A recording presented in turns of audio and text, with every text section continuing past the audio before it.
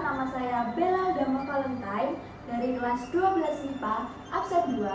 Pada kesempatan kali ini, saya akan menceritakan sebuah dongeng dengan judul Maling Kundak Si Anak Durhaka. Oke, daripada kita penasaran, yuk kita langsung cus ke ceritanya.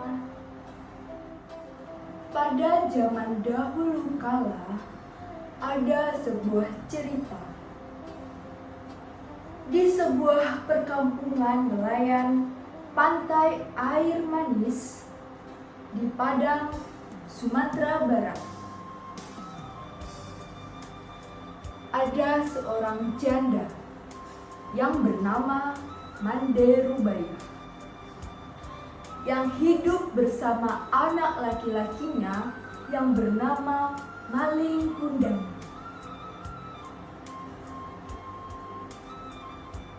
Mande Rubaya sangat menyayangi dan memanjakan Maling Kundang. Maling kemudian tumbuh menjadi seorang anak yang rajin dan penurut. Ketika Mande Rubaya sudah tua, ia hanya mampu bekerja sebagai penjual kue untuk mencukupi kebutuhan dirinya dan anak tunggalnya. Suatu hari, Maling jatuh sakit keras sehingga nyawanya hampir melayang. Namun, akhirnya ia dapat diselamatkan berkat usaha keras ibunya. Setelah sembuh dari sakitnya, ia semakin disayang. Mereka adalah ibu dan anak yang saling menyayangi. Saat Maling sudah dewasa, ia meminta izin kepada ibunya untuk pergi merantau ke kota.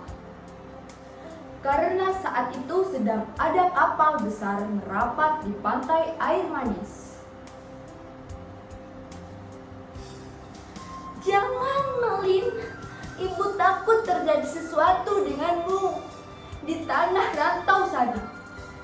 Menetaplah saja di sini bersama ibu," ucap ibu yang sedih setelah mendengar keinginan Maling yang ingin merantau.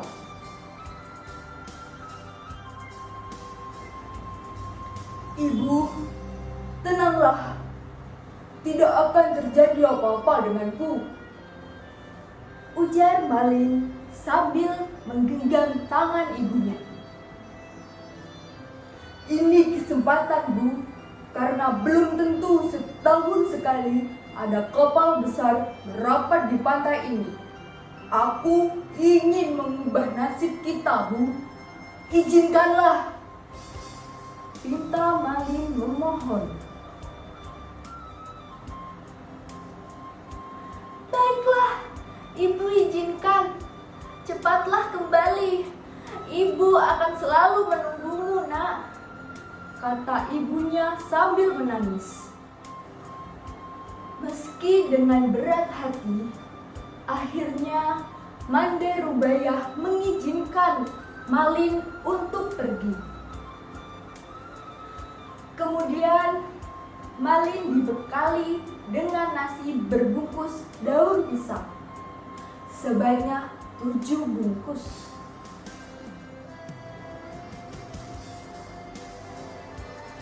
"Untuk bekalmu di perjalanan," katanya sambil menyerahkan pada Maling.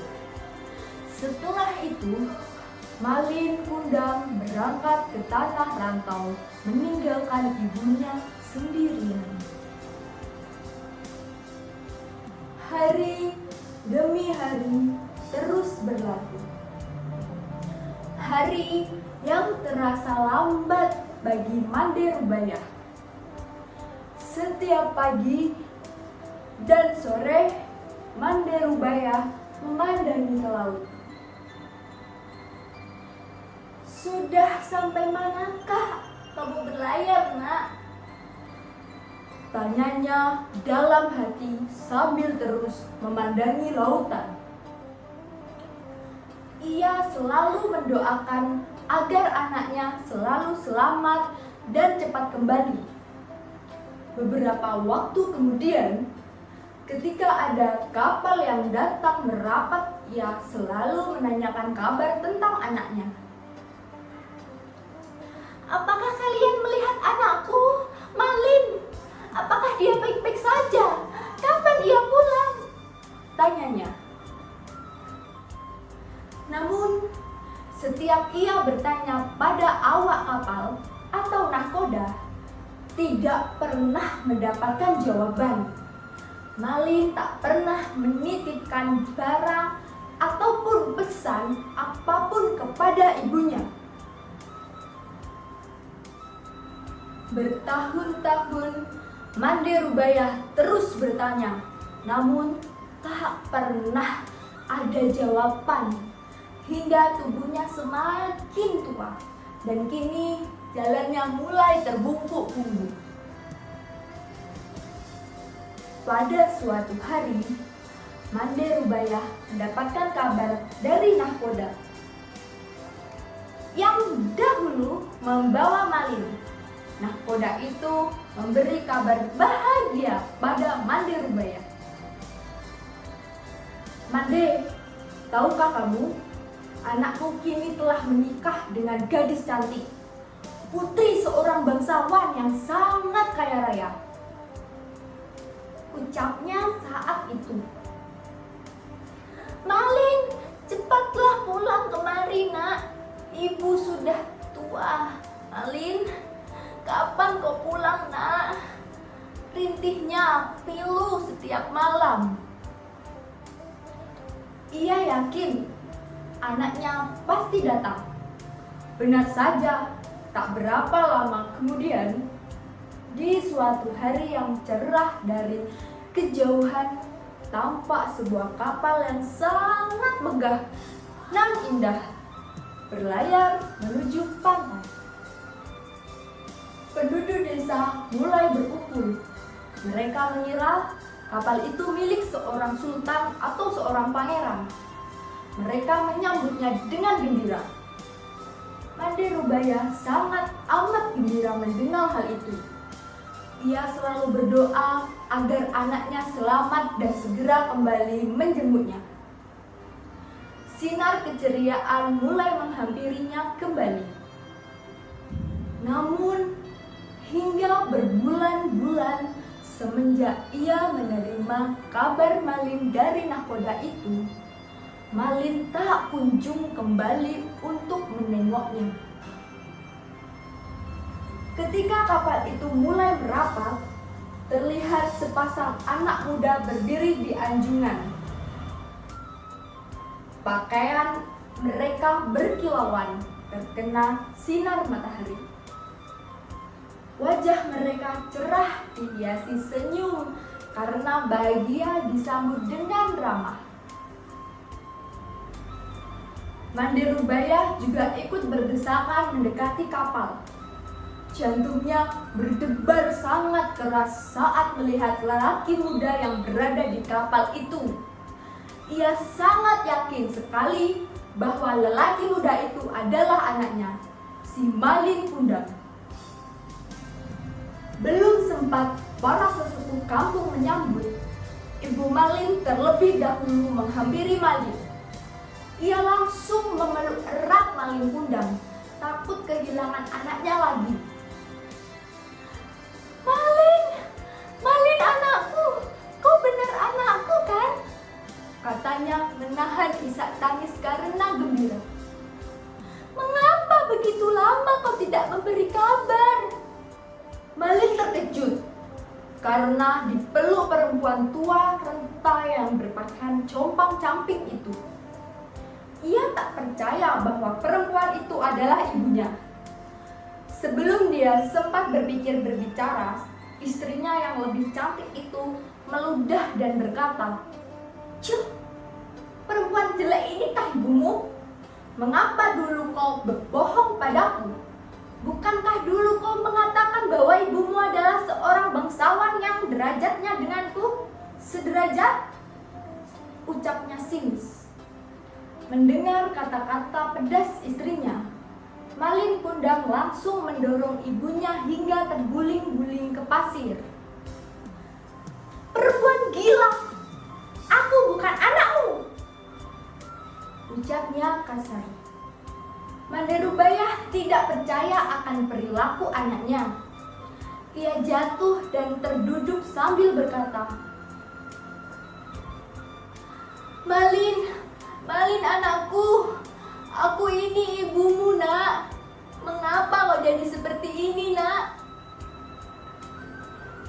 Malin Kundang tidak memperdulikan perkataan ibunya. Dia tidak akan mengakui ibunya. Ia malu kepada istrinya. Melihat perempuan itu bersujud hendak memeluk kakinya, Malin mendendamnya sambil berkata, "Heh, perempuan gila, ibuku tidak seperti engkau, melarat dan kotor." Perempuan tua itu terkapar di pasir, menangis dan sakit hati. Orang-orang yang melihatnya ikut terpana dan kemudian pulang ke rumah masing-masing. Manderubaya pingsan dan terbaring sendiri. Ketika ia sadar, pantai akhir manis sudah sepi. Dilihatnya, kapal Malin semakin menjauh. Ia tak menyangka Malin yang dulu disayangi tega berbuat demikian. Hatinya perih dan sakit. Lalu tangannya diangkat ke langit. Ia kemudian berdoa dengan hatinya yang pilu. "Ya Tuhan, kalau memang dia bukan anakku, aku maafkan perbuatannya tadi. Tetapi kalau memang dia benar anakku yang bernama Malin Kundang, aku mohon keadilan-Mu ya Tuhan," ucapnya pilu sambil menangis. Tak lama kemudian, cuaca di tengah laut yang tadinya cerah mendadak berubah menjadi gelap. Hujan tiba-tiba turun dengan teramat lebatnya. Tiba-tiba datanglah badai besar menghantam kapal Malin Kundang. Lalu sambaran petir yang menggelegar. Saat itu juga kapal hancur berkeping-keping. Kemudian terbawa ombak hingga ke pantai. Esoknya, saat matahari pagi mulai muncul di ufuk timur, badai telah reda.